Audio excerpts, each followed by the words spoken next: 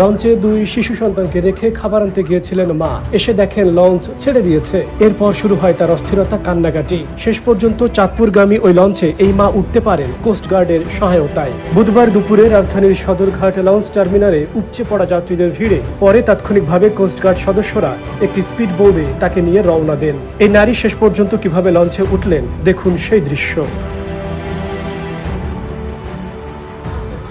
আমি ঢাকা থেকে আসছি যাত্রাবাড়ি থেকে চাঁদপুর।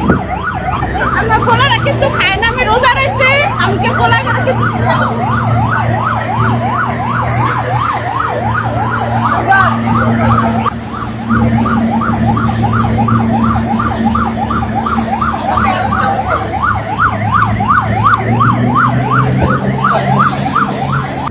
একটার বয়স 5 বছর, একটার বয়স 8 বছর।